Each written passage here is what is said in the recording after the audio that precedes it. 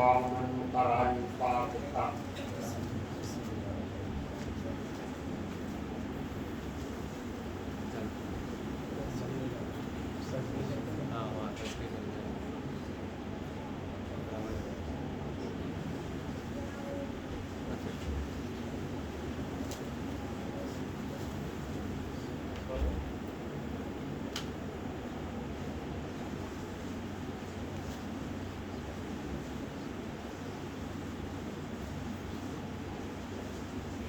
لا حول ولا قوة إلا بالله العلي العظيم. بسم الله الرحمن الرحيم. رب اشرح لي صدري ويسر لي أمري واحلل عقدة من لساني يفقهوا قولي. حسبنا الله ونعم الوكيل ونعم المولى ونعم النصير. الحمد لله الذي هدانا لهذا وما كنا لنهتدي لولا أن هدانا الله. لقد جاءت رسل ربنا بالحق. الصلاة والسلام والتحية والإكرام على نبينا المؤيد ورسولنا المسدد المصطفى الأمجد المحمود الأحمد حبيب إله العالمين بالقاسم محمد.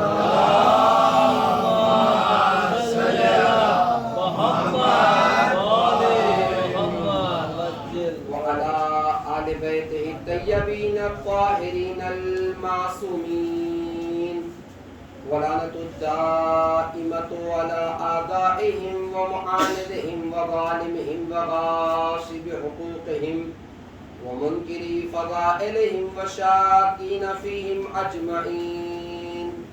أما بعد فقد قال تبارك وتعالى في القرآن الكريم وفرقان الحميد.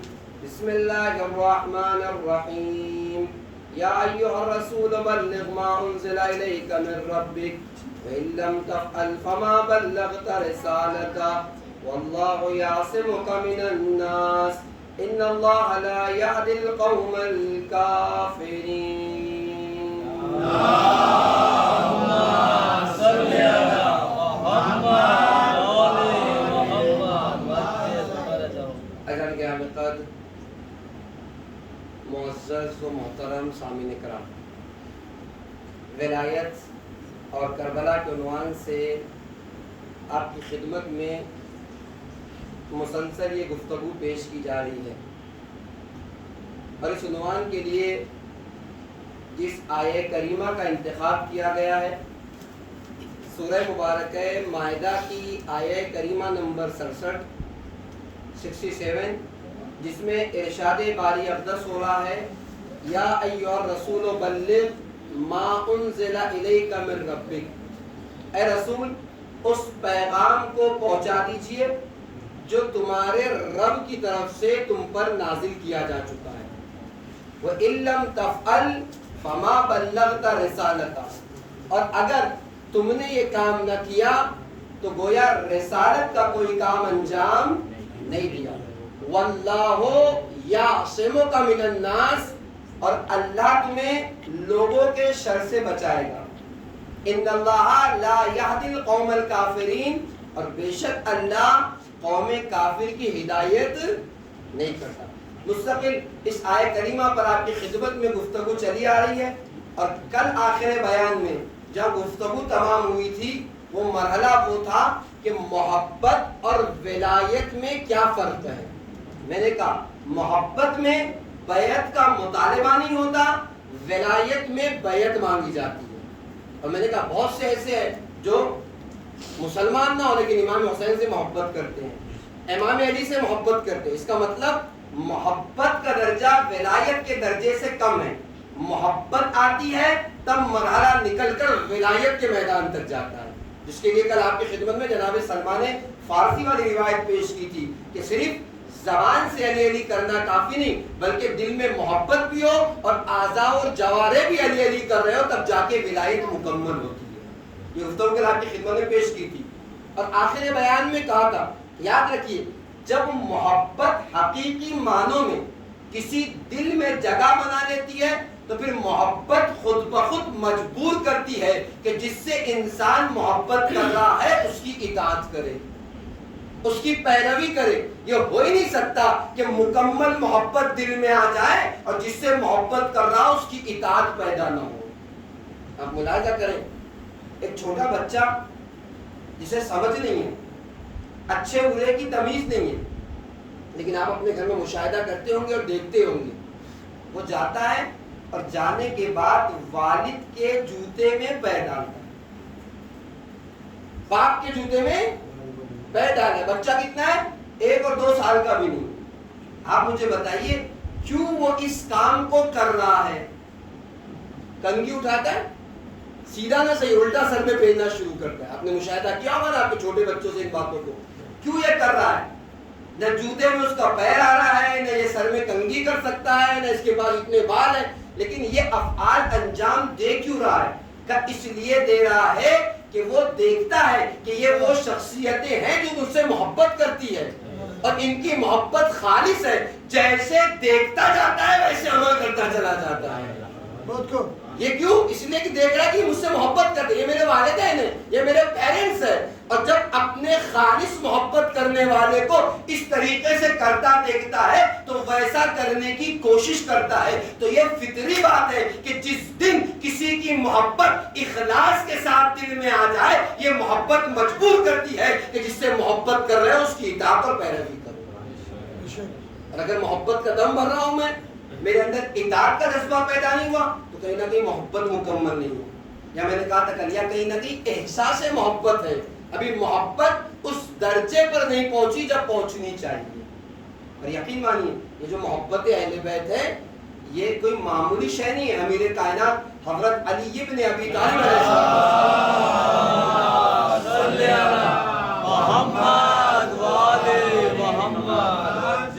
ارشاد فرماتے ہیں کہ 7 زمین و آسمان میں جو کچھ ہے اگر میرے دشمن کو دے دیا جائے کہ وہ مجھ سے محبت کرے تب بھی وہ مجھ سے محبت نہیں کر سکتی، اور اگر میرے چاہنے والے کے بدن کے کئی ٹکڑے کر دیے جائے تو ہر اس کا ٹکڑا علی علی پکارے گا۔ یہ محبت آسان شے نہیں ہے، لیکن وہاں مکمل ہوتی ہے جب انسان پیروی کرنے لگے۔ اور دوسری محبتوں میں گنجائش ہے کہ ان سے بھی محبت کر لی، ان سے بھی محبت کر لی، لیکن محبت علی اور محبت اہل بیت کا معاملہ کچھ مختلف ہے۔ یہ نہیں ہو سکتا کہ ہم آپ سے بھی محبت کرتے اور ان سے بھی محبت کرتے ہو۔ ایک شخص امیر کائنات حضرت علی ابن ابی طالب علیہ السلام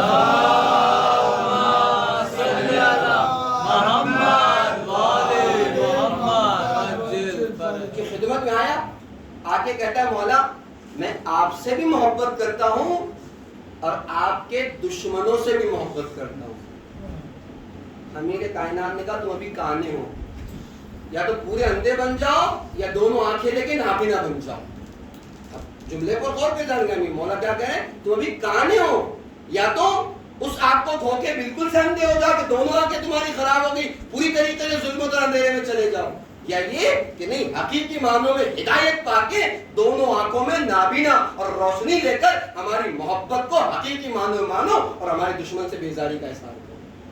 اور تو یہ محبت کا وہ مرحلہ ہے کہ جہاں میں نے کہا محبت انسان کے دل میں جب حقیقی معنوں میں آتی ہے تب یہ ولایت کے مرحلے تک پہنچاتی ہے۔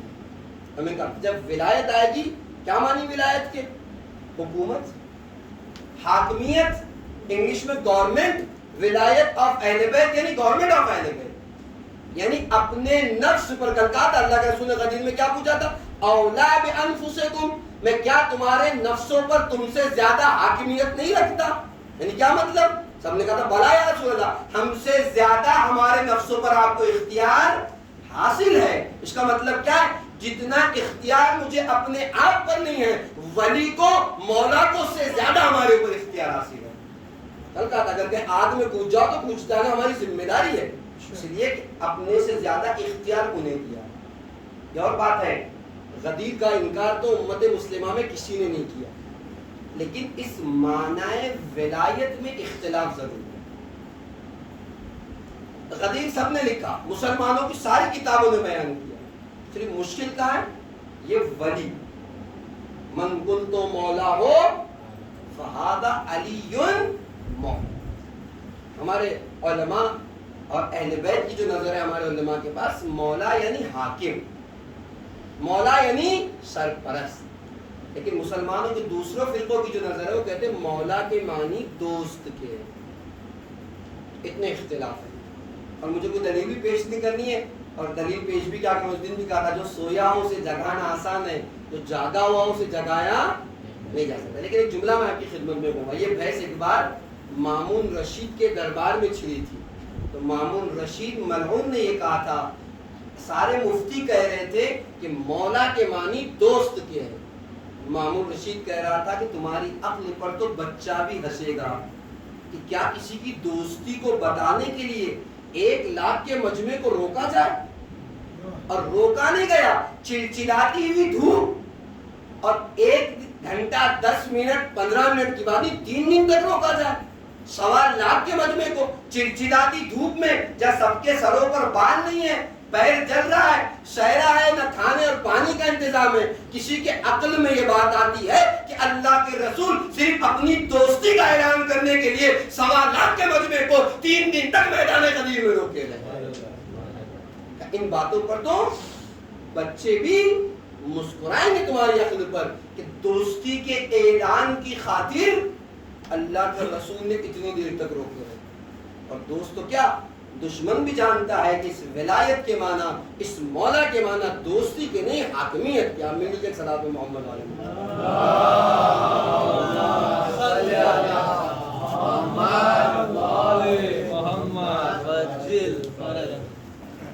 اور کہیں جانیں گے ہم. تو یہ مامون رشید ملعون کہہ رہا کہ تمہاری عقل پر تو بچے بھی ایسے ہیں کہ دوستی کے اعلان کے لیے اتنے بڑے مجمع کو روکا گیا، اور روکنے کے بعد 3 دن تک روکا گیا. 1,25,000 کا مجمع، شدت کی گرمی تھی اس کے باوجود. اور حقیقت بھی کیا ہے جان گئے، حقیقت بھی یہی ہے کہ جب آنے والے نے اللہ کے رسول کی بارگاہ میں کہا یا رسول اللہ، آپ نے کہا خدا ہے، ہم نے مانا. آپ نے اپنی رسالت کا اعلان کیا، ہم نے مانا. آپ نے کہا اللہ کی کتاب ہے، ہم نے قبول کیا. اب آپ اپنی طرف سے آ کے کہتے ہو کہ آپ کے بھائی علی کو ہم اپنا حاکم مان لیں. یعنی یہ خود دشمن ہے، اس کے اوپر عذاب آ گیا. قرآن کی آیت میں ابھی خدمت پڑھتا ہوں، لیکن اس کے باوجود اس کے جملے آپ تاریخ اٹھا کے دیکھیں کہ آپ کہتے ہیں کہ ہم علی کو حاکم مان لیں. اس کا مطلب وہ دشمن بھی سمجھ رہا تھا کہ یہ جو اعلان ہو رہا ہے دوستی کا نہیں، علی کی حاکمیت کا اعلان ہو رہا ہے. یعنی ہوا کیا، اگر یہ آپ نے اپنی طرف سے کیا ہے تو خدا آپ پر عذاب نازل کرے، اور اگر اللہ کی طرف سے پیغام ہے خدا میرے پر عذاب نازل کرے. نتیجہ سورہ مبارکہ معارج کی پہلی آیت میں سالا سائل بعذاب واقع، جب سوال کرنے والے نے عذاب کا مطالبہ کیا، ایسا عذاب جو واقعی ہے، عذاب آیا اور دنیا سے واصل جہنم ہو کر بتایا ہے کہ ولایت وہ مرحلہ ہے جس کے انکار کے بعد عذاب خداوندی کا شکار ہو گیا.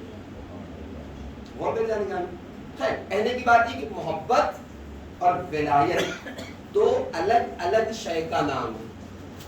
اتنی گفتگو آپ کی خدمت میں کل سے اس لیے پیش کر رہا تھا کہ محبت کا مرحلہ پہلے ہے، ولایت کا مرحلہ بعد میں.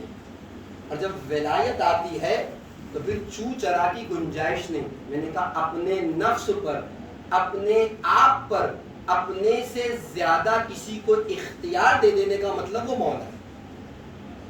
اپنے آپ سے زیادہ کسی کو اختیار دے دینا یعنی وہ آقا ہے. یعنی تب جا کر ولایت مکمل ہوتی ہے. دیکھیں میں آپ کو ایک مثال اپنے چھوٹے بھائیوں کے لیے پیش کروں تاکہ ولایت کے حقیقی معنی ہم سمجھیں. میں نے کہا انگلش میں گورنمنٹ، حاکمیت، سرپرستی اصل ولایت کے معنی ہے، اور اسی سے ولی بھی ہے. ایک مثال دیتا ہوں تاکہ ولایت کو سمجھ لیں، بات آگے بڑھ جائے گی. ایک عارف ہے، ان کے گھر میں ایک بار ایک غلام کی ضرورت محسوس ہوئی. آپ جانتے پرانے زمانہ غلاموں والا زمانہ تھا، لوگ جاتے تھے بازار میں، غلاموں کا بازار ہوتا تھا اور بازار سے غلام خرید کر لاتے تھے۔ ان کے گھر میں بھی ضرورت محسوس ہوئی، یہ گئے اور جانے کے بعد بردہ فروش غلاموں کے بازار سے جو ہے وہ اپنے لیے ایک غلام خرید کر لے آئے۔ اب غلام خرید کر لے آئے اور لانے کے بعد کچھ ہی دیر ہوئی تھی کہ یہ رونے لگے۔ گھر والوں نے پوچھا کیا ہوا، کوئی بدتمیز غلام آ گیا ہے، کچھ نافرمانی کر لی آپ کی شان میں، کوئی گستاخی کی ہے؟ نہیں، تو پھر آپ رو کیوں رہے؟ کہہ رہے کہ آج اس غلام نے مجھے ولایت سمجھا۔ کیا مطلب؟ کا مطلب یہ کہ میں اسے لے کر آیا اور لانے کے بعد میں نے اسے اپنے سامنے بٹھایا اور بٹھا کر میں نے اس سے پوچھا کہ یہ بتاؤ تم کیسا کھانا کھانا پسند کرو گے؟ اور عقلی سوال ہے، اگرچہ کہ بظاہر تو وہ غلام ہے لیکن یہ سمجھدار ہے، عارف ہے، جانتا ہے کہ اگر غلام کو اچھی غذا نہ دی گئی، لایا کس لیے گیا؟ گھر کے کاموں کے لیے۔ اگر یہ مریض ہو گیا، اگر یہ صحت مند نہ رہا تو اتنا پیسہ لگا کر غلام لایا، فائدہ کیا اس غلام کے لانے کا؟ تو پیسہ بھی برباد ہوگا، جو کام کروانا ہے وہ بھی نہیں ہوگا۔ لہذا عقل مندی کا فیصلہ یہ تھا کہ اسے اچھی غذا دی جائے، مناسب غذا دی جائے، تاکہ اس سے جس مقصد کے لیے لایا گیا مقصد پورا ہو۔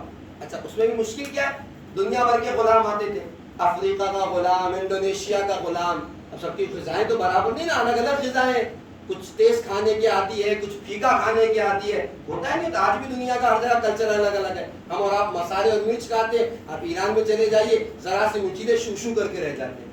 فرق کرتے ہیں ہر جگہ کی غذائیں بھی، ہر جگہ کا فرق اور کلچر بھی ہے نہیں؟ تو غلام بھی فرق کرتا ہے۔ تو میں نے اسے بٹھایا اور بٹھا کر یہ پوچھا کہ بتاؤ کیسا کھانا کھانا پسند کرو گے؟ بڑا سمجھدار غلام تھا، سر کو جھکایا، جھکا کر کہتے ہیں آپ میرے آقا، میں آپ کا غلام، جیسا کھلاؤ گے ویسا کھاؤں گا۔ کوئی بات نہیں۔ میں نے دوسرا سوال کیا، اچھا یہ بتاؤ کیسا کپڑا پہننا پسند کرو گے؟ یہ بھی ایک میٹر کرتا ہے، سردی اور گرمی کے اعتبار سے لباس نہ دیا گیا تب بھی صحت کو خطرہ ہے، غلام جو جائے گا الگ، بیماری پہ جو خرچ ہوگا وہ الگ، یہ بھی ایک مسئلہ۔ اور ہر کوئی ہر لباس میں کام بھی نہیں کر سکتا ہے نہیں؟ اگر افریقہ کا غلام ہے تو پتے پہن کر بھی کام کر لے گا، لیکن کسی اور ملک کا تو شاید مشکل ہے۔ لہذا مشکل خود لباس بھی ہے کہ اس لباس پیسہ اسے لباس دیا جائے تاکہ جس مقصد کے تحت اسے لایا گیا ہے اس کا مقصد پورا ہو۔ تو میں نے اسے دوسرا سوال پوچھا کہ بتاؤ کیسا کپڑا پہننا پسند کرو گے؟ غلام نے پھر سر جھکایا اور کہتا ہے سنجیدگی سے آپ میرے آقا، میں آپ کا غلام، جیسا پہناؤ گے ویسا پہنوں گا۔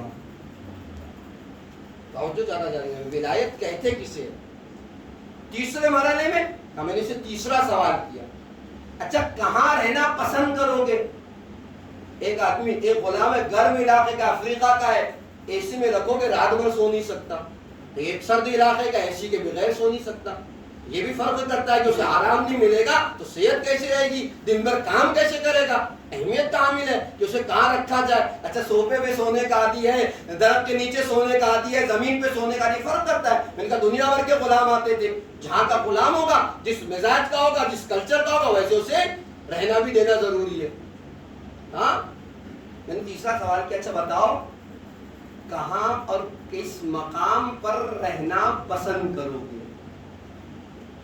وہ عارف کہتا ہے پھر اس نے سر کو جھکایا اور جھکا کر کہتا ہے آپ میرے آقا، میں آپ کا غلام، جہاں آپ رکھیں گے وہیں پر میں رہوں گا۔ جب یہ تین جوابات دیے تو مجھے آنسو آ گئے۔ کہ روئے کیوں؟ کہ اس لیے کہ اس نے مجھے ولایت سمجھا دی۔ ہم تو ہمیشہ سے کہتے ہیں وہ ہمارے مولا، ہم ان کے غلام، وہ ہمارے آقا، ہم ان کے غلام۔ اس کا مطلب یہ ہے کہ اگر انہیں آقا مانا ہے تو کھانا وہ پڑے گا جو مولا کھلانا چاہتے ہیں، رہنا وہاں پڑے گا جب مولا رکھنا چاہتے ہیں، اور زندگی وہاں گزارنا پڑے گی جب مولا چاہتے ہیں زندگی گزارو. پہننا وہ پڑے گا جو مولا پہنانا چاہتے ہیں.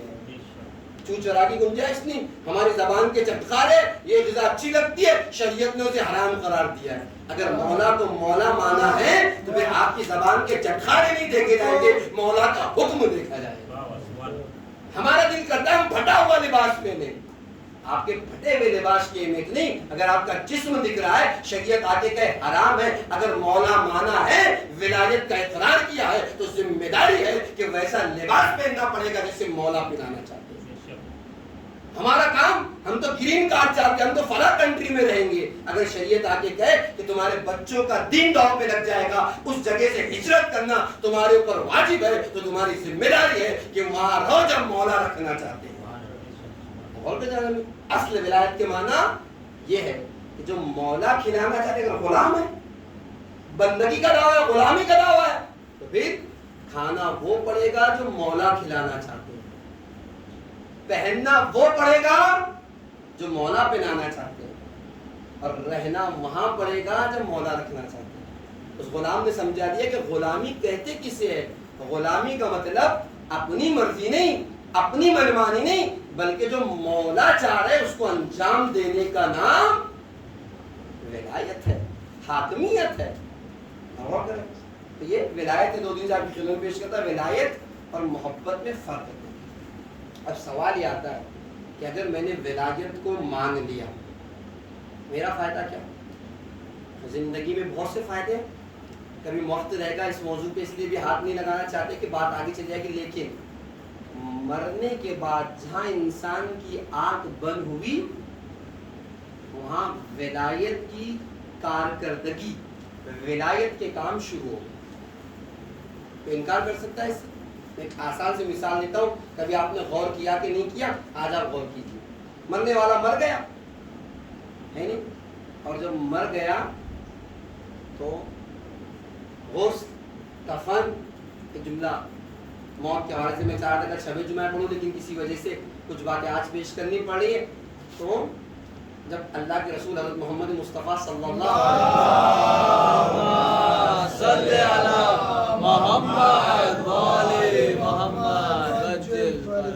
معراج کی منزلوں کو طے کر رہے تھے, تو اللہ کے رسول نے سید الملائکہ جناب جبرائیل سے پوچھا تھا, اے جبرائیل یہ بتاؤ کیا فرشتے کبھی مسکراتے بھی ہیں؟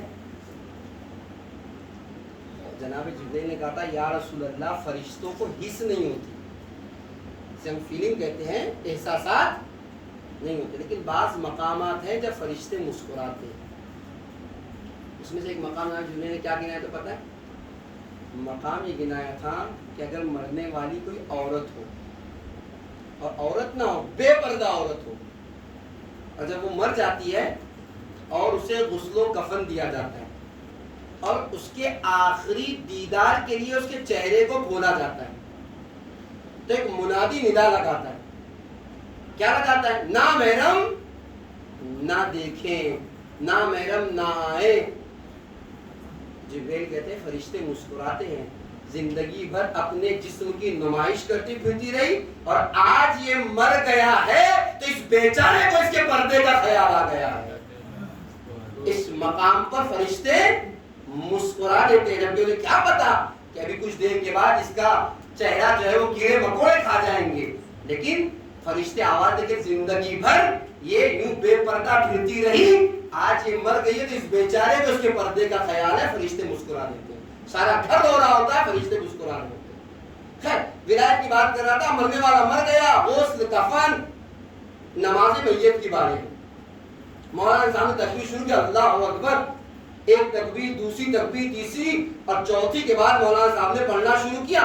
پڑھتے پڑھتے ایک جملہ مولانا نے تکرار کیا, آپ نے کبھی غور کیا نہیں کیا, آج آپ غور کریں گے, اس کے بعد اس کو مشاہدہ بھی کریں گے. آگے مولانا صاحب نے اللہم لا, چوتھی تکبیر کے بعد پانچویں تکبیر کے لیے اللہم لا نعلم منہ الا خیرا, اے پروردگارا ہم اس مرنے والے سے خیر کے علاوہ کچھ نہیں جانتے. کون کہہ رہے ہیں؟ مولانا صاحب کہہ تو رہے ہیں مولانا کے ساتھ جتنے لوگ مولانا کے پیچھے کھڑے سب اس بات کی گواہی دے رہے ہیں کہ پروردگارا ہم اس مرنے والے سے خیر کے علاوہ کچھ نہیں جانتے. مرنے والا میرا دوست ہے, میں جانتا تھا شراب پینے کا عادی تھا. مرنے والا میرا دوست ہے, میں جانتا تھا دن بھر غیبتیں کرنے کا عادی تھا, لوگوں کے ادھر ادھر پیسوں کو ادھر ادھر کرنے والا تھا, دھوکہ دھڑی کے کام کرتا تھا. یا تو یہ مانیے کہ سب کے سب کھڑے ہو کر جھوٹی گواہی دے رہے. اچھا گواہی بھی اگر ہماری عدالتیں ہوں تو ہو سکتا ہے جھوٹی گواہی قبول بھی ہو جائے. یہ تو اس کی بارگاہ میں کھڑے ہیں یا ذرہ برابر بھی جھوٹی. کیا امیر کائنات حضرت علی بن ابی طالب علیہ السلام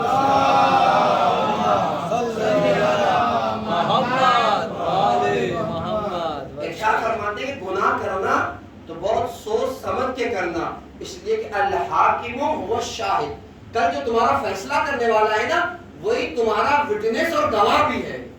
ہمارے پاس کیا ہوتا ہے, عدالت میں جج بیٹھا ہوا, سپریم کورٹ ہو, ہائی کورٹ ہو, اسے نہیں پتا ہمارے معاملے کی حقیقت کیا ہے, وہ وٹنس مانتا ہے, وہ گواہ مانتا ہے, اور اس کے بعد ممکن ہے کہ گواہ ہو کہتے ہیں تو غلط فیصلہ بھی دے.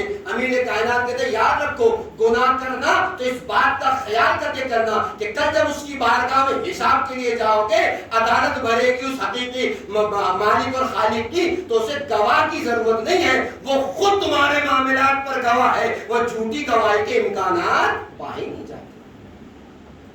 نتیجہ خدا کی بارگاہ میں کھڑے ہو کر سب کے سب گواہی دے رہے ہیں اللہم لا نعلم منہ الا خیرا, اے پروردگارا ہم اس مرنے والے سے خیر کے علاوہ کچھ نہیں جانتے. یہ مانیے سب کے سب جھوٹی گواہی دے رہے, یا یہ مانیے کہ پھر خیر کا مطلب یہاں پر کچھ اور ہے. جھوٹی گواہی تو ہو نہیں سکتی خدا کی بارگاہ میں اتنے لوگ کھڑے ہو کر, پھر خیر کے معنی کو کہاں تلاش کریں. کہ چلو چل کر تاریخ کے صفحات پر دیکھتے ہیں کہ کئی مقام کوئی منزل ایسی بھی ہے کہ جہاں خیر کا لفظ تاریخ میں استعمال ہوا ہے. ہم نے چلنا شروع کیا, ورق پلٹنا شروع کیے, 10 ہجری میں اللہ کے رسول کا آخری حج دکھائی دیا, وہاں سے لوگ حج کر کے اللہ کے رسول کے ساتھ جب پلٹے ہیں, اور مقام جوفا وہ مقام ہے جہاں سے ہر علاقے والے اپنے راستے پر چلے جاتے تھے, یمن والے یمن کی طرف, مدینے والے مدینے کی طرف. اس مقام پر آ کر اللہ کے رسول پر یہ آیت کریمہ جو کئی دن سے آپ کی خدمت میں پڑھی جا رہی ہے, آیت بلغ نازل ہوئی. اللہ کے رسول نے قافلے کو روکا. اب جب روکا ہے تو عالم یہ تھا کچھ لوگ آگے جا چکے تھے, کچھ لوگ پیچھے رہ گئے تھے. تو اللہ کے رسول نے یہی تو کہا تھا جو لوگ آگے چلے گئے ہیں انہیں پیچھے بلاؤ, اور جو لوگ پیچھے رہ گئے ہیں ان کا انتظار کرو. ایک جملہ یہی آپ کی خدمت میں کہہ دوں, یاد رکھیے امام اور رسول کا کہہ دینا بھی حجت ہے, عمل بھی حجت ہوا کرتا ہے. نہ ان کے قول بغیر مصلحت کے ہوتے ہیں, نہ ان کے افعال بغیر مصلحت کے ہوتے ہیں. گویا رسول اللہ یہ سمجھا رہے تھے آگے جانے والوں کو پیچھے بلاؤ, پیچھے آنے والوں کا انتظار کرو. بتا رہے تھے کہ آج جس چیز کا اعلان ہوگا یہ وہ چیز ہے جو اس میں آگے نکل جائے گا وہ بھی گمراہ ہے, جو پیچھے رہ جائے گا وہ بھی گمراہ ہے. آگے نکل جائے تو نصیری ہے کہ علی کو خدا مان بیٹھے, پیچھے رہ جائے تو مقصر ہے کہ علی کی ولایت و امامت کا انکار کرے. لہذا آگے جانے والا بھی اور پیچھے رہنے والا بھی خسارے میں. خیر اصل بات جو پیش کرو, اب ہوا کیا, اللہ کے رسول نے جب آگے چلا گیا تھا اپنے کچھ اصحاب کو بلایا, اور بلانے کے بعد کہا جاؤ, اور جانے کے بعد آواز لگاؤ حیالا خیر العمل, حیالا خیر العمل. جملہ خدی کے میدان سے شروع ہوا. عمار ہے, ابو ذر و مقداد ہے, حیالا خیر العمل کی صدائیں لگاتے تھے, اور جو لوگ جس راستے پر جہاں چلے گئے تھے انہیں آواز دیتے تھے. اب ہم نے اس لفظ کو دیکھا کہ خیر کا کلمہ یہاں استعمال ہوا ہے. اب چلنا شروع کیا اصحاب رسول کے ساتھ کہ چلے چل کر کس خیر کی دعوت دی جا رہی ہے. تو میدان غدیر میں پہنچے, رسول کے ہاتھوں پہ علی کو دیکھا. اللہ کا رسول کہہ رہا تھا من کنت مولا ہو فہذا علی مولا, میں جس کا مولا ہوں اس کا یہ علی مولا ہے. سمجھ میں آ گیا اس خیر سے مراد کوئی اور خیر نہیں, ولایت علی کا خیر ہے جس کی طرف گواہی دی جا رہی ہے. میرے اپنے جملے نہیں، آنے والا صادق آل محمد امام جعفر صادق علیہ السلام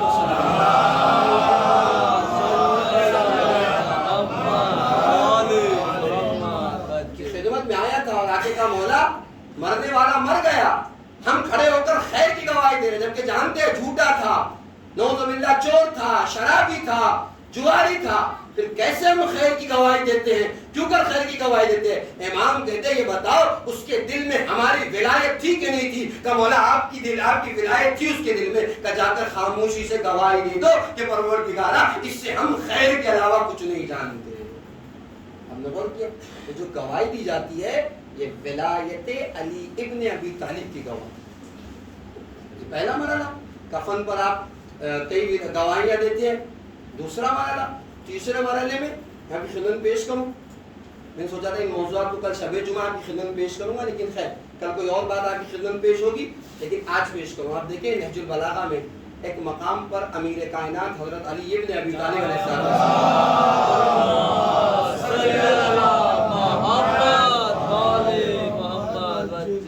ارشاد فرماتے ہیں کہ جب مرنے والا مر کے ولایت کا فائدہ بتاؤں، کل تک آج کچھ حصہ آپ کی خدمت میں ولایت اور محبت کے فرق اور ولایت کے معنی کو واضح کیا، یہ ولایت کی اہمیت اور فضیلت آپ کی خدمت میں ایک فضیلت بتائی، دوسرا حصہ کا مرنے والا جب مر کے قبر کے حوالے کیا جاتا ہے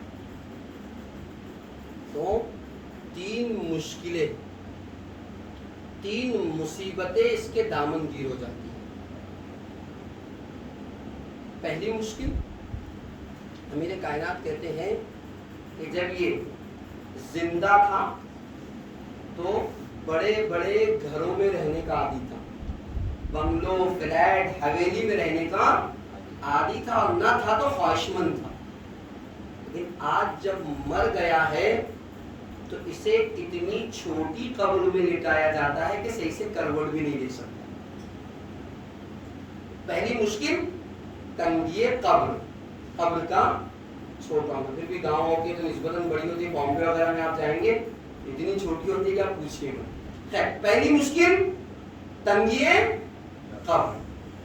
اس کے بعد مولا کہتے ہیں جب یہ انسان دنیا میں زندگی گزارتا تھا تو اندھیروں سے بڑا گھبرایا کرتا تھا، دن میں سورج کی لائٹ سے استفادہ کرتا، روشنی سے استفادہ کرتا، اور رات ہوتی تو اس نے اپنی مصنوعی لائٹیں بنا لی تھی، اور ذرہ برابر ایک لمحے کے لیے بھی اندھیرے میں رہنا پسند نہیں کرتا تھا۔ لیکن آج جب قبر کے حوالے کیا جا رہا ہے تو اتنا اندھیرا ہے کہ ہاتھ کو ہاتھ دکھائی نہیں دے۔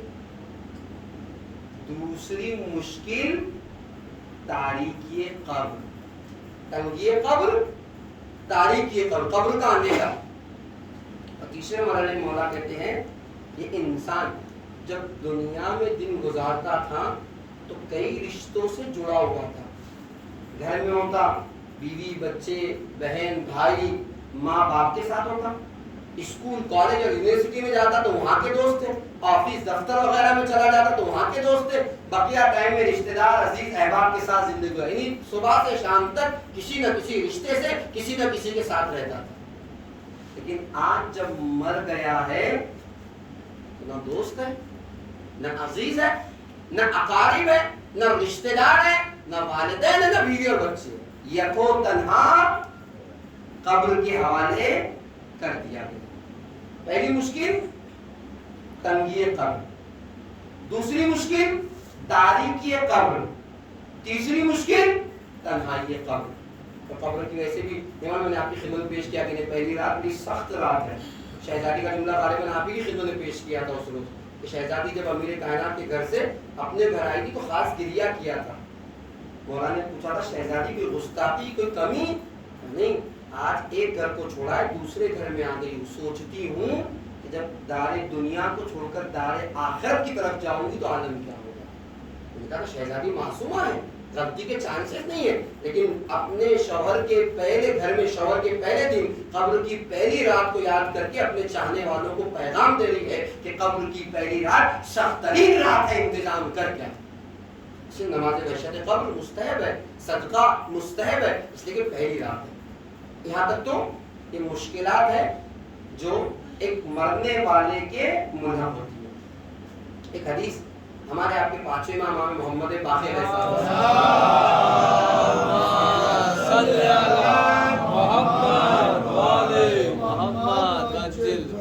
خدمت میں پیش کرتا ہوں. بہت غور سے اور حیرت کے ساتھ سب آپ مجھے دیکھ رہے ہیں. شکر کیجئے اس اللہ کا کہ جس نے آپ کو ایسی محبت و ولایت پر پیدا کیا کہ جہاں ساری مشکلات آنے کے بعد حل ہو جاتی ہیں. اور اس اللہ کے بعد ان والدین کا شکریہ ادا کیجئے جنہوں نے بچپنے سے آپ کے دلوں میں محبت اہل بیت کو رکھا. پانچ امام کہتے ہیں اگر مرنے والا مومن ہو, شرط کیا ہے؟ مومن ہو, جیسے ہی مر کے قبر کے حوالے کیا جاتا ہے 5 نور اس کی قبر میں آتے ہیں. مولا کہتے ہیں قبر میں لٹایا جاتا ہے, جیسے قبر میں لٹایا جاتا ہے اس کی پائیتی کی طرف سے عذاب آنا شروع ہوتا ہے, پیر کی طرف سے جیسے عذاب آتا ہے. ایک نورانی مجسم شخصیت قبر میں آتی ہے اس کی, اور پیر والے عذاب کو روکنا شروع کرتی ہے. پھر سرانے سے عذاب آنا شروع ہوتا ہے. مولا کہتے ہیں ایک نور مجسم سرانے آتا ہے اور سرانے والے عذاب کو روکتا ہے. پھر دائیں طرف سے عذاب آتا ہے تو دائیں طرف والا آ کر عذاب جب آنا شروع ہے, دائیں طرف ایک نور آتا ہے اس کے اور دائیں طرف والے عذاب کو روکتا ہے. پھر بائیں طرف سے عذاب آنا شروع ہوتا ہے. سانپ بچھو جو بھی آپ سنتے ہیں تاریخ میں روایتوں میں, جب بائیں طرف سے آنا شروع ہوتا ہے تو بائیں طرف سے ایک نور آتا ہے اور بائیں طرف والے عذاب کو روکتا ہے. اب یہ عذاب سرہانے آنا شروع ہوتا ہے. نتیجہ کیا ہے؟ سرہانے ایک نور آتا ہے جو اس کے سینے پر معلق ہوتا ہے اور اوپر سے آنے والے عذاب کو روکتا ہے. اب امام کہتے ہیں جب یہ 5 نور مومن کی قبر میں آتے ہیں تو اس کی قبر کو ان 5 نوروں کی وجہ سے کشادہ اور بڑا کر دیا جاتا ہے. کیوں؟ اس لیے کہ 5 نور اپنی اپنی پوزیشن لیتے ہیں, اپنی اپنی جگہ لیتے ہیں. 3 مشکلیں کیا تھی؟ پہلی مشکل تنگی قبر. مولا کرے جیسے ہی 5 نور آئے قبر کو وسیع کر دیا گیا, تنگی قبر ختم ہو گئی. دوسری مشکل کیا تھی؟ تاریکی قبر. اندھیرا اتنا تھا کہ ہاتھ کو ہاتھ دکھائی نہیں دے رہا تھا, لیکن مولا کہتے جب 5 نورانی شخصیتیں کسی کی قبر میں آ گئے تو اندھیرے کا کیا تصور پایا جاتا ہے. ابھی تیسرے مرحلے میں تنہائی قبر, یکو تنہا ہے, جس کی قبر میں مولا کہتے 5 نور آ گئے ہو, اب وہ اکیلا نہیں بلکہ 6 لوگ ہو گئے, تنہائی قبر بھی ختم ہو جاتی ہے. لیکن سوال یہ نور ہے کون؟ یہ سہانے والا جو سب سے زیادہ نورانی, امام کی روایت ہے 5 امام کی, یہ پائیتی والے سے سوال کرتا ہے تم کون ہو اور کیوں اس کی قبر میں آئے ہو؟ پائیتی والا کہتا ہے کہ میں اس کی پڑھی ہوئی نمازیں ہوں جو اس نے اپنی زندگی میں پڑھا تھا. خدا نے مجھے آج حکم دیا ہے کہ جاؤ مجسم شکل میں جاؤ اور جانے کے بعد اس کے پائیتی والے عذاب کو روکتے رہنا. آج تو بعض لوگوں نے دین کو مذاق, کہاں کام آئے گی نماز, لیجیے قبر میں کام آ رہی ہے نماز, ہے نہیں؟ میں اس کی پڑھی ہوئی نمازیں ہوں. یہ نور سرانے والے کی طرف تو تم کون ہو؟ کہ میں اس کے رکھے ہوئے روزے ہوں جو اس نے زندگی میں رکھا تھا. اللہ نے کہا کہ مجسم شکل میں جاؤ اور سرانے والے عذاب کو روکتے رہے. میں اس کے رکھے ہوئے روزے.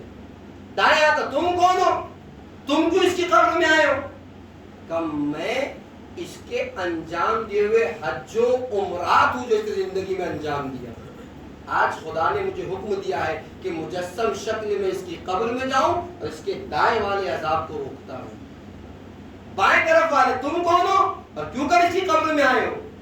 بائیں والا نور کہے گا میں اس کے ادا کیے ہوئے زکات و صدقات و خمس ہوں جو اس نے ادا کیا تھا. آج پروردگار عالم نے مجھے حکم دیا ہے کہ اس کے قبر میں جاؤ اور جانے کے بعد اس کے بائیں ہاتھ والے عذاب کو روکتے رہنا. اب یہ چاروں نور مل کے, بہت توجہ جاتا ہوں, ولایت کی اہمیت سمجھا رہا ہوں, امام کی روایت پیش کر رہا ہوں 5 امام کی. اب یہ چاروں نور مل کے اس سینے والے معلق نور سے پوچھتے ہیں تم کون ہو؟ جو ہم سب سے زیادہ نورانی معلوم ہو رہے ہو اور کیوں کر اس کی قبر میں آئے ہو؟ عزیزان گرامی یہ سوالات اس لیے نہیں ہے کہ یہ ایک دوسرے کو پہچانتے نہیں ہیں، یہ سوالات اس لیے ہے تاکہ تاریخ کے صفحات میں، کتابوں کے اوراق میں انہیں جگہ مل جائے اور ہم جیسوں کی سمجھ میں آ جائے۔ یہ پانچواں نور کہتا ہے میں اس کے سینے میں ولایت اہل بیت کا نور جو زندگی بھر لے کے گیا۔ صلوات محمد و آل محمد۔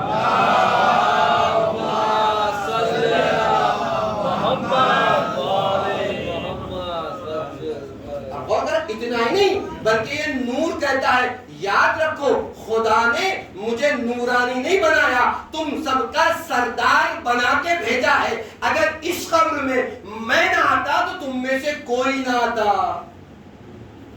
کیا مطلب؟ روایت کے جملے پانچویں امام کے، یعنی ہو سکتا ہے کہ ایک آدمی نمازیں پڑھ رہا ہو، روزے رکھ رہا ہو، حج بیت اللہ کو جا رہا ہو، زکات اور صدقہ ادا کر رہا، لیکن اس کے پاس ولایت علی ابن ابی طالب، ولایت اہل بیت نہیں ہے، تو نہ نمازیں کام کی ہے، نہ روزے کام کے، نہ تو زکات کام کی۔ روایت کے جملے جانے گرامی، اور اتنا ہی نہیں، میں آپ کی خدمت میں عرض کروں کیا کہہ رہا ہے یہ نور؟ یہ نور کہہ رہا ہے کہ میں تم سب کا سردار بنا کے بھیجا گیا ہوں۔ یعنی اس کا مطلب ایک چھوٹا سا لشکر ہے، لشکر خدا بندی، مسلمانوں کا لشکر نہیں کہ جہاں سردار آ کے کہتا تھا فوج بھاگ گئی اور فوج آ کے کہتی تھی سردار بھاگ گیا۔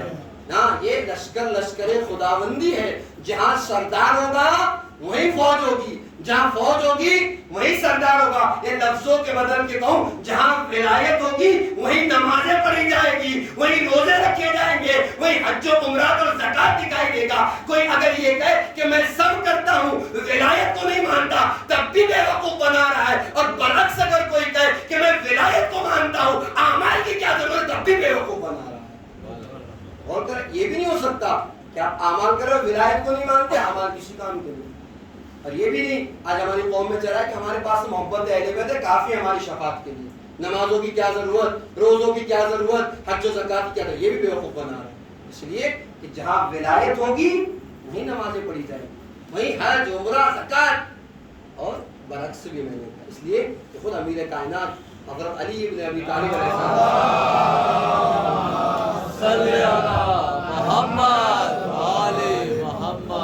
فرماتے لا تکن ممن ترجو الآخرہ بغیر العمل، یاد رکھو ان لوگوں میں سے مت ہونا جو آخرت کو بغیر عمل کے چاہتے ہیں، چاہتے نماز نہ پڑھے، روزہ نہ رکھے اور جنت انہیں مل جائے۔ ہو سکتا ہے یعنی ہمیں شفاعت کی جہاں تک بات ہے، یاد رکھیے اگر ایک بچہ اسکول میں 100 میں سے 35 نمبر 35 اگر پاسنگ نمبر ہے، 33 پاسنگ نمبر ہے، اگر وہ 30 لے آئے، 31 لے آئے، 1-2 نمبر کم ہو تو آپ جا کے سوچ لگوا سکتے کہ بھائی ٹھیک ہے 1 نمبر کم ہے، 2 نمبر کم ہے، پاس ہونے کے امکانات ہوتے ہیں۔ لیکن ایک بچے کو 0 ملا ہو، 0 کر دیں گے آپ اس کی سفارش؟ کچھ نہیں کیا۔ شفاعت کا مرحلہ وہاں ہے کہ ہم اعمال کر کے گئے ہیں، ٹھیک ہے کچھ کمی رہ گئی، کبھی چھوٹ گیا، کچھ غلطی ہو گئی، کچھ کاہلی ہو گئی، وہاں شفاعت کے مرحلہ ایسا نہ ہو کہ کہیں ہماری وجہ سے مولا کو شرمندہ ہونا پڑے کہ ہماری محبت کا دم بتا تھا نمازیں پڑھے بغیر آ گئے۔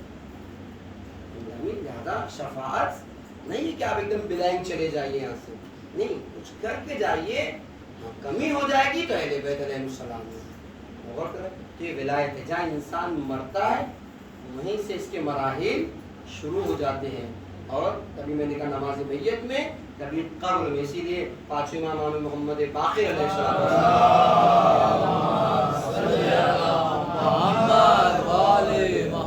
ارشاد فرماتے ہیں بنی الاسلام علی 5، اسلام کی بنیاد 5 چیزوں پر رکھی گئی، الصلاۃ والصوم والحج والزکاۃ والولایہ، نماز، روزہ، حج، زکات اور ولایت اہل بیت علیہ السلام۔ لہذا اس ولایت کے بغیر نہ نمازیں قبول ہے، نہ روزے قبول ہے، نہ حج و عمرات قبول ہے۔ اور یہ بات پہلے دن سے پیش کر رہا ہوں کہ یہ ولایت اتنا اہم مسئلہ تھا کہ جس کی دشمنیاں میدان کربلا میں امام حسین سے دی، بغضاً لأبیک، آقا حسین کیا تھا؟ آپ کے والد کی دشمنیاں، کون سی دشمنی؟ ولایت کی دشمنی تھی کہ میدان غدیر میں اللہ کے رسول نے آپ کو ولی بنا دیا. اگر ولی نہ بنایا ہوتے دشمنیاں نہ پنپتی. کربلا جو عمل میں آئی اس ولایت کی دشمنیوں کی بنا پر آئی. میں نے کہا تھا اسی لیے اس کی جڑیں کہیں اور رکھی جا چکی تھی, اس کی پروگرامنگ کہیں اور ہوئی تھی. کربلا میں تو صرف امام حسین شہید ہوئے, ورنہ اصل گنہگار تو وہ بھی ہے جنہوں نے شام کی حکومت کو سجایا اور حاکم شام کے حوالے کیا. کہا تھا اس دن جب امام وقت آئیں گے تو گڑے مردے اکھاڑ کر بتائیں گے کہ کربلا کے حقیقی دشمن کون ہیں, کنہوں نے شام کی حکومت کو سجایا, کنہوں نے پیش کیا. ہر بات واضح نہیں کیا کہ باتیں عقل مند کے لیے اشارہ کافی ہے, آپ اسے سمجھتے چلیے. آپ اور بھی جانکاری کہ کربلا میں جو مصائب اہل بیت ہوئے یہ ولایت کا اہم پیغام تھا, جس کی وجہ سے اہل بیت پر ان مصائب کو اٹھایا گیا. نہ کربلا بعد کربلا بھی کوفہ اور شام کی وہ سخت ترین راہ ہے جس میں ہر قدم بڑی مصیبت سے اسیران اہل بیت اٹھاتے تھے. شام کا تذکرہ آپ کی خدمت میں کر رہا تھا. بازار شام کے کچھ مناظر پیش کیے, کل تک دربار شام کا ایک مرحلہ پیش کیا. آج چاہتا ہی ہوں کہ زندان شام کا کچھ تذکرہ آپ کی خدمت میں کروں. اب دیکھیں ارباب اعزاں, تاریخیں کہتی ہیں کہ اتنا اندھیرا تھا زندان شام میں,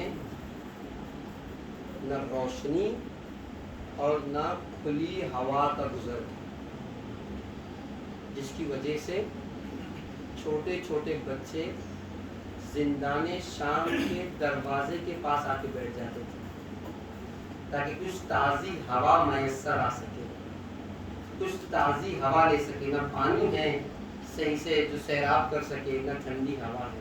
اسی لیے تو آپ سنتے ہیں نا زندان شام کے دروازے پر حسین کی 4 سالہ سکینہ آیا کرتی تھی نا, اور شام کا وقت ہوتا تھا, پرندوں کو جب زندان شام سے گزرتا ہوا دیکھتی تھی تو یہی تو پوچھتی کہ پھوپھی اماں کے پرندے کہاں جا رہے ہیں. تو شہزادی زینب کہتی تھی بیٹی سکینہ یہ پرندے اپنے اپنے آشیانوں کو جا رہے ہیں, اپنے اپنے گھروں کو جا رہے ہیں. تو حسین کی 4 سالہ یتیمہ پوچھتی کہ پھوپھی اماں کیا ہمیں بھی کبھی وطن جانا نصیب ہوگا؟ کون جناب سکینہ سے کہتا ہے بیٹی سکینہ وطن سب جائیں گے تم نہیں جاؤ گے. زندان شام ہے, ایک منظر آپ کی خدمت میں پیش کروں, بس مسائل کو تمام کرتا ہوں. تاریخ نے لکھا اسی زندان شام میں ایک وقت چوتھے امام کی نگاہ اپنی پھوپھی کے اوپر پڑی جو بیٹھ کر نمازیں پڑھ رہی تھی. ایک مرتبہ قریب آیا کہ کہتے پھوپھی اماں اتنی زندگی اتنی مصیبتوں میں آپ کو دیکھا, کبھی آپ بیٹھ کر نمازیں نہیں پڑھتی تھی, یہ کیا ہو گیا کہ آپ بیٹھ کر نمازیں پڑھ رہی ہے؟ ایک مرتبہ کا بیٹا سجاد سن نہ سکو گے, کبھی اماں بیان تو کرے, کبھی بہن کلثوم ذرا خاشانہ تو تامو کہ دس آگے گر نہ جائے. بیٹا سید سجاد جب سے ہم اس قید خانے میں ہے اتنی کم غذائیں آتی ہے کہ اس میں بچوں کا پیٹ نہیں بھرتا. میں اپنے حصے کی غذا اب بچوں کو دے دیا کرتی تھی. کئی دن کا فاقہ ہے, بدن کی طاقت ساتھ نہیں دے رہی ہے, مستحب نمازوں کو بیٹھ کر پڑھتی ہوں, واجب نمازوں کو کھڑے رہ کر انجام دیتی ہوں. یہ وہ قید خانہ ہے جہاں اہل بیت اطہار ان مصیبتوں میں دن گزار رہے. جملہ سنو کہ ارباب ایسا, ہاں جب بھی اس قید خانے میں رات ہوتی تھی نا, حسین کے سینے پہ سونے والی 4 سالہ سکینہ جب خاک پر سوتی تھی اور بابا کا سینہ یاد آتا تھا نا, ایسا گریا کرتی تھی کہ ساری بیویاں رونے لگتی تھی. ایک غوغا برپا ہوتا تھا. ارے غوغا کیا برپا ہوتا تھا, یزید کا محل بھی قریب میں تھا, یہ آوازیں یزید کے محل تک جاتی تھی. مختل کہتا ہے یہ آوازیں ہند کے کانوں میں جاتی, تعجب کر کے کہتی تھی پہلی مرتبہ ایسے قیدی دیکھے, ان کے رونے میں کیا درد ہے, یہ روتے ہیں تو ایسے لگتا ہے زندان کی طرح دیوار ہو رہے ہیں. اور یزید سے پوچھتی تھی یہ کون سے قیدی ہے, یہ کیسے قیدی ہے, ان کے رونے میں اتنا درد کیوں ہے, کیوں ان کے رونے سے مجھے تکلیف ہوتی ہے. یہ ملعون ہر بار یہ کہہ کے ڈال دیتا تھا یہ خارجی ہے, یہ ہمارے دشمن ہے, کہ میں زندان میں جانا چاہتی ہوں. ہر بار انکار کر دیتا تھا. لیکن جب یہ معاملہ کئی دن تک یوں ہی گزرا, بیویاں روتی تھی, ہند کو تکلیف ہوتی تھی. ایک بار ضد کر کے کہتی ہے آج مجھے اجازت دے دے کہ زندان میں جا کے دیکھوں تو صحیح یہ کیسے قیدی ہے, انہیں تکلیف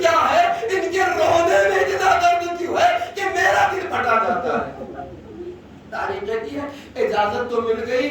اجازت ملنے کے بعد شہزادی ہے, یزید کی بیوی ہے, اپنی خادمہ کو کنیز کو بھیجا کہ جاؤ, جانے کے بعد زندان شام میں منادی کر دو یزید کی زوجہ زندان شام میں آ رہی ہے. اتنا ہی نہیں بلکہ زندان شام کو کنیزوں سے آراستہ کرو, کنیزیں سب لگا کے کھڑے ہو تاکہ یزید کی زوجہ جائے.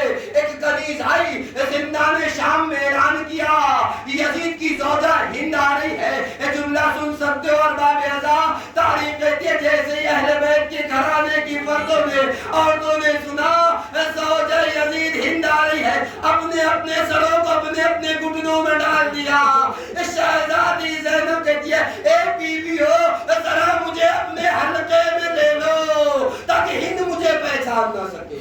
وقت ہوتا تو پیش کرتا یہ ہند وہ ہند ہے جسے امام حسین نے شفا دی تھی, دونوں آنکھ سے نابینا تھی, عیسائی مذہب سے اس کا تعلق تھا, امام حسین سے شفا ملی تھی. کئی دن تک جناب زینب ام کلثوم کی آغوش میں قرآن کو سیکھا تھا, اس گھر کی کنیزی کی تھی, اسی لیے اتنی خوبصورت تھی کہ معاویہ نے یزید کے لیے ہاتھ مانگا تھا, انکار کرنے پر قتل کی دھمکی دی تھی, مجبوراً عقد کرنا پڑا. تاریخ آپ کے سامنے ہے نا, جملے سنیے گا. یہی وہ ہند ہے جو شہزادی کی کنیزی میں رہا کرتی تھی, شہزادی انہیں پڑھایا کرتی تھی. آج شہزادی کہتی ہے اے مومنہ اے عورتوں ذرا اپنے حلقے میں لے لو, ہند مجھے پہچان نہ دے. تاریخ کہتی ہے زندان میں اندھیرا ہے, ہند آنا شروع ہوئی, اندھیرے کا حکم, اندھیرے کو ہٹانے کا حکم ہوا, پورے زندان کو روشن کیا گیا, چراغا کیا گیا, اور زندان میں روشنی ہے, بیویاں حلقہ بنائے ہوئے ہیں, شہزادی زینب درمیان میں ہے.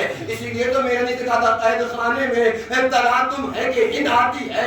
اللہ کا مختل کہتا ہے ہند آئی, آنے کے بعد ایک مقام پر بیٹھ گئی.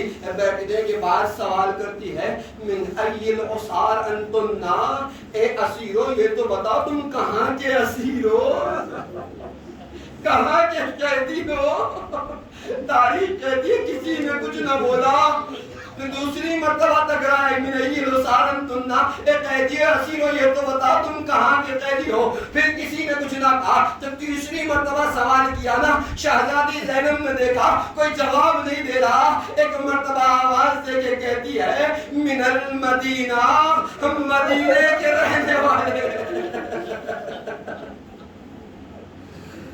مقتل کہتا ہے مدینے کا نام سنا, ہند طرف گئی, کیا کہا بیوی کس مدینے کا تذکرہ ہے, کہ من المدینۃ الرسول, رسول اللہ کے مدینے سے ہمارا تعلق ہے. جیسے مدینے کا نام سنا, اچھا مدینے کے رہنے والی ہو, مدینہ رسول میں ایک قبیلہ قبیلہ بنی ہاشم ہے, کیا قبیلہ بنی ہاشم کو جانتی ہو.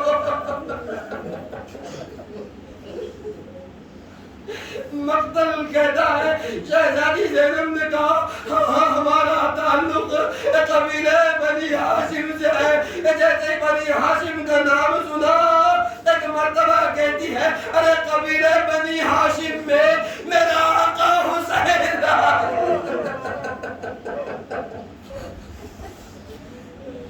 میرے آقا حسین کی کوئی خبر ہے, اسی قبیلے میں میری شہزادیہ زینب ام کلثوم رہا کرتی ہے. جیسے یہ جملے سنے, شہزادی زینب کہتی ہے جب ہم چلے تھے نا تو قبیلہ آباد تھا, لیکن جب ہم آئے ہیں تو ویران سا ہو گیا. ہند پوچھتی ہے کہنا کیا چاہتی ہو, مدینہ تو آباد تھا, میرے آقا حسین سے لوگ ملنے آیا کرتے تھے, میری شہزادیوں کے پاس عورتیں ملنے آیا کرتی تھی. کہنا کیا چاہتے ہو, کہنا کچھ نہیں چاہتی. اے ہند اتنا بتا دے, کیا تو اپنی شہزادی زینب کو دیکھو گی تو پہچان لو گی.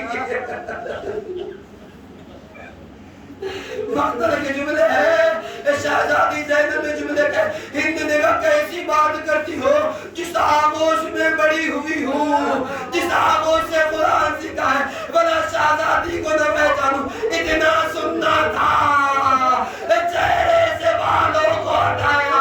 اے ہند ذرا غور سے دیکھ, میں تیری شہزادی زینب, یہ ام کلثوم, وہ تیرے آقا حسین کا در.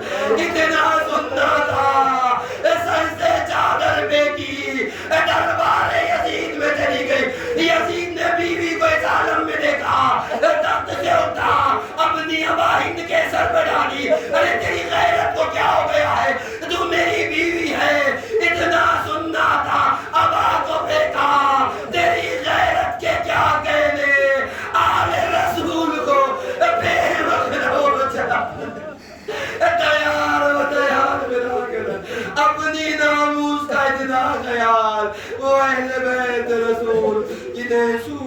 بھی بے مطلب ہو جانے علامت الدعوین قوم الدعوین سیال الذین سلم وانجام القلب والقلبون الہی بحقد آقا وقیع وبعالی حضرونہ سر المستودف یا پروردگارہ ہمارے آنسوں کو رومان شہزادی میں لگا عنایت فرما، ہمارے آنسوں کو تسکین شہزادی پر اجا قرار دے، قلب ناظرین امام کو ہم سے راضی و خوشنود فرما، امام کی دعا میں شامل حال فرما، غیبت امام اپنی ذمہ داری کو پورا کرنے کی توفیق کرامت فرما، معبود آنسوں کے بعد جو دعائیں جن میں لیکن سے قبول و مستجاب فرما، جو دعائیں رہ گی اس کو قبول و مستجاب فرما، میرے معبود جن حضرات نے فرش عذاب اور آنسوں کے بعد دعاؤں کی گزارش ان کی تمام دلی دعاؤں کو مستجاب فرما، ان کی تمام مشکلات کو برطرف فرما، زائرین کربلا مولا تشریف لے جا چکے میرے معبود ان کی جان مال عزت و ایمان کی حفاظت فرما، روضہ مقدسہ کی حفاظت فرما،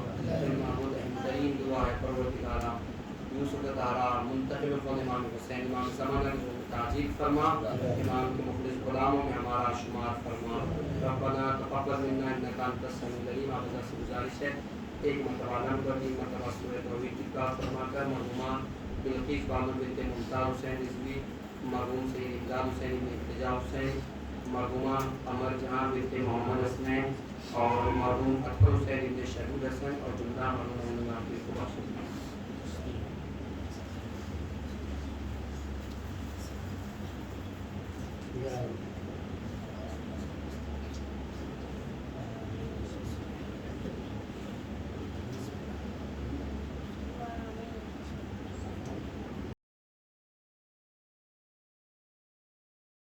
آرزوئے دل ماں محرم ڈرتے دل مان اے غریب زہرا جان علی کون خدا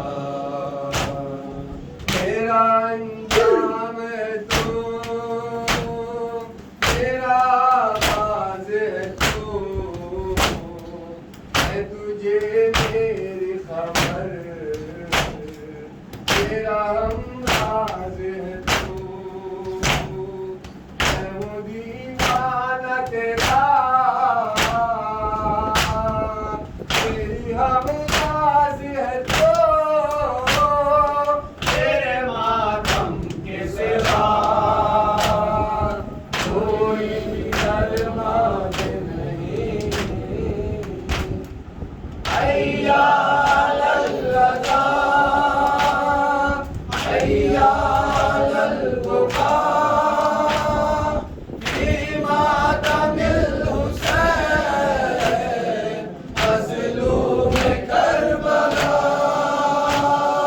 من برای تو گریہ می کنم تو برای من آغای من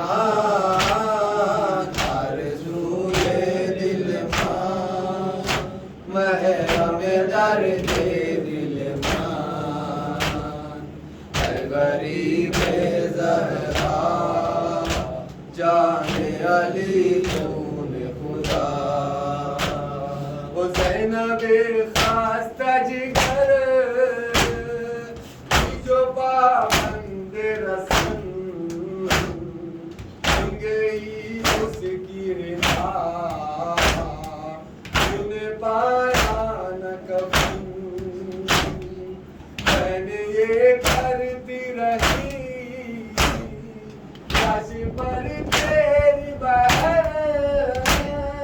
تیرے ماتم کے سوا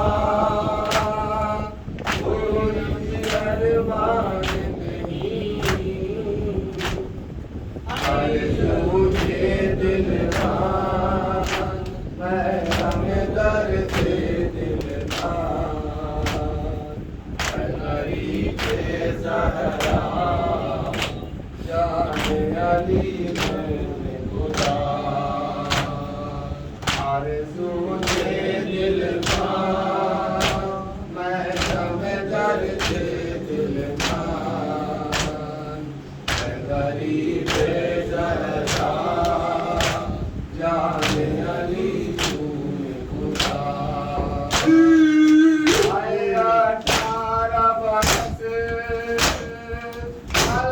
رب نے جسے کے سینے میں سجا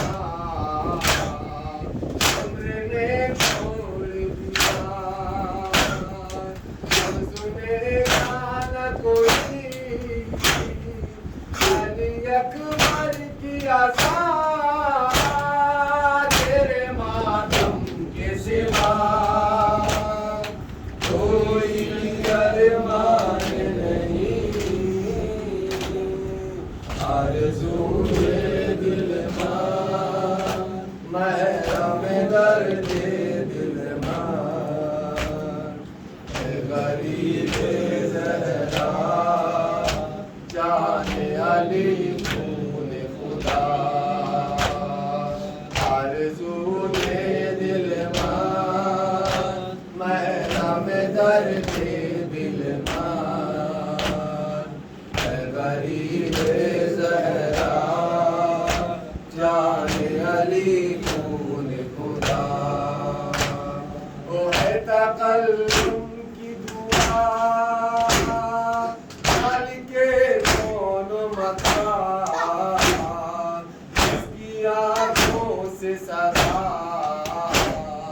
تو ہے غیبات میرا کے درویش وہ تھے میں نے کعبہ میں آزاد تیرے ماتم کے سوا کوئی ارمان